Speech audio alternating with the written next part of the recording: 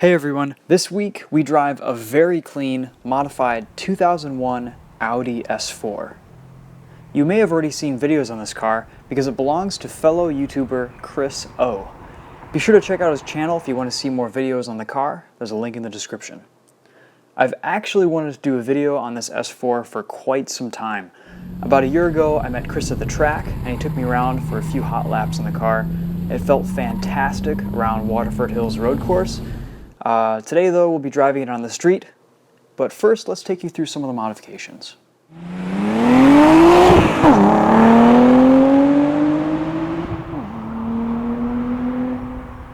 The base engine is totally stock, so the heads, the bottom end, everything is totally stock.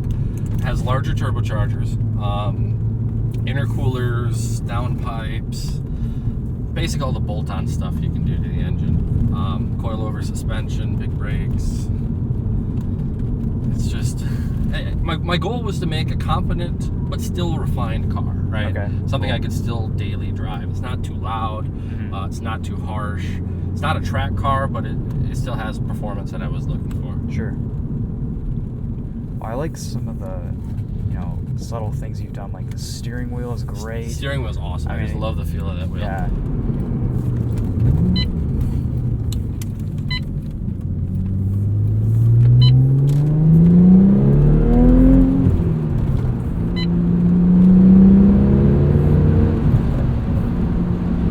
Power everywhere. Yeah, it's so smooth.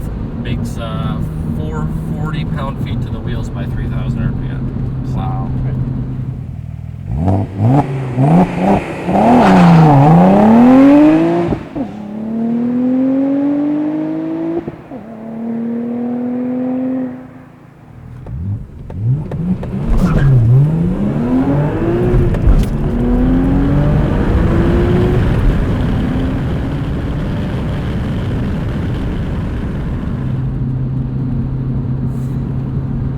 This car only had 250 horsepower stock, so yeah.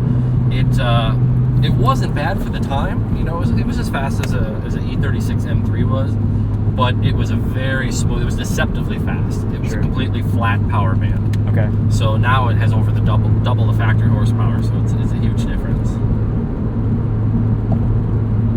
Of course, I'm sure you get a lot of questions on reliability. How's it been for you? All things considered, it's been really good.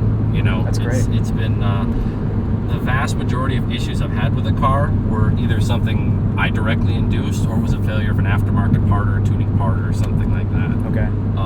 The basics. This car has 107,000 miles on it, and most of that with over double the factory horsepower. That's great. So, I shipped this car to Germany. I ran it flat out on the Autobahn and slapped the Nürburgring. I've done ice racing, drag racing, autocrossing, track days, you name it.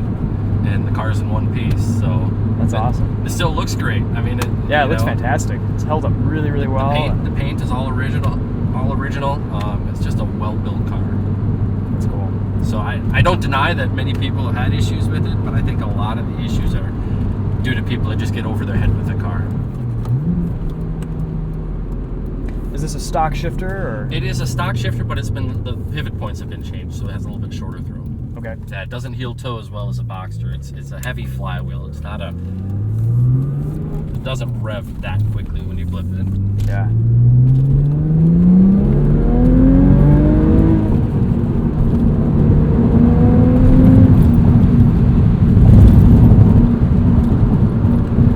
It pulls really well. I love it. If you just go to third gear and right around 3,000 RPM, just roll into it. It just goes. Yeah.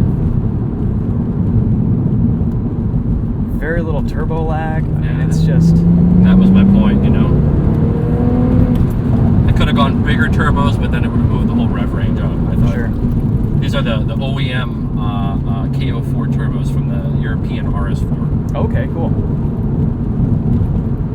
So you're staying in-house. Yep. The whole car is based a lot on OEM Plus. Okay. So have you taken some other European parts besides the turbos, or? I did have the European intercoolers for a while, but then I upgraded those further. I have to think about it. Should take a right here. You can take either way. Yeah, right's fine. All right. Less traffic. Yeah.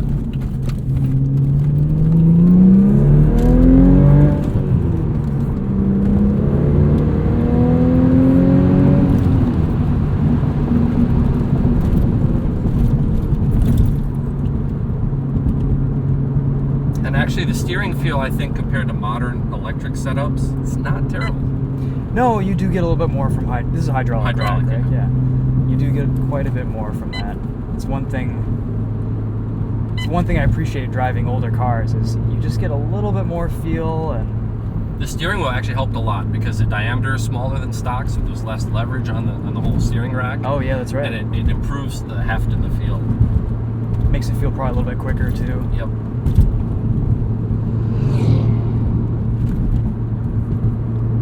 What do you have for brakes? The fronts are 6-piston Brembos with 2-piece rotors. They're actually from a Cayenne Turbo. Okay, that's right. They bolt directly up, so that's kind of convenient. And the brake bias is pretty close to stock. And the rears are stock calipers with just larger rotors. I put a modern navigation system in it, which okay, yeah, that's right. is a nice touch. Audi Nav Plus, cool. Modern for this car, anyway. Yeah, sure.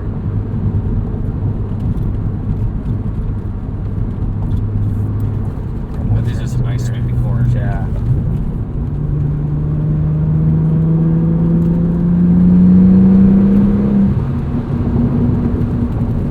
You're right about there being torque everywhere. Yeah. Just pick a gear and go. Yeah. Wow.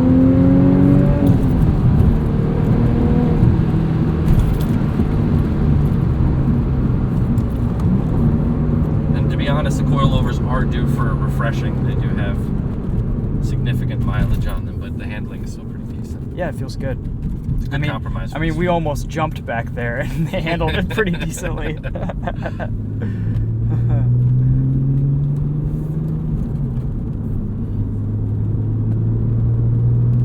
Yeah, man, this thing is cool.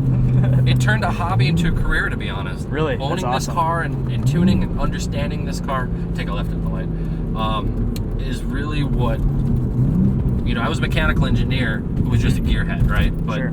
owning this car and modifying this car took it to like an automotive career for me. So, it means a lot to me. That's really cool.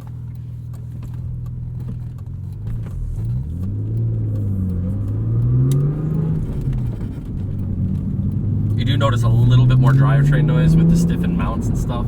It has, back to OEM Plus, it has RS4 engine mounts and transmission mounts.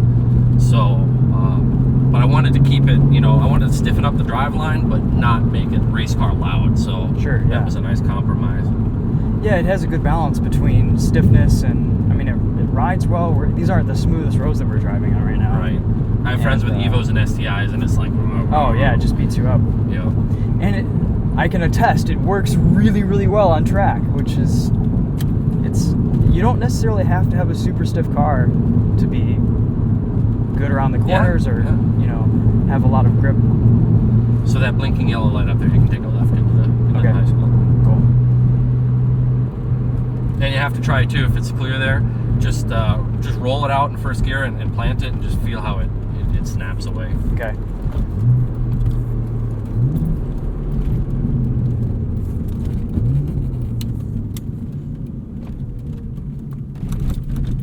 Just right here? Yeah.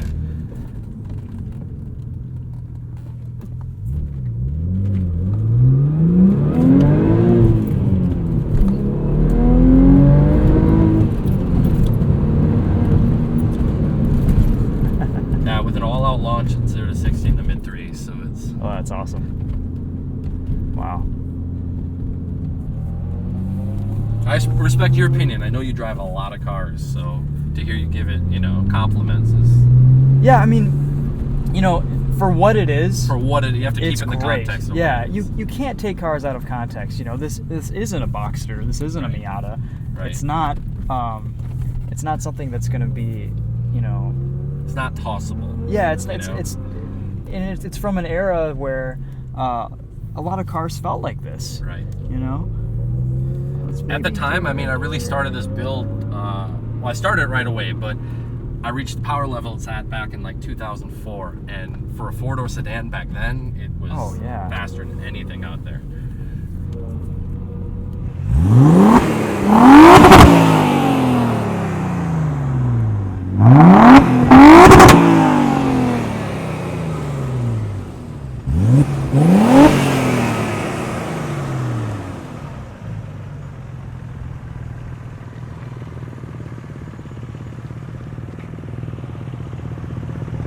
Awesome. Well, that'll wrap up this review on the S4 here. Thanks for watching, guys. We'll see you in the next video.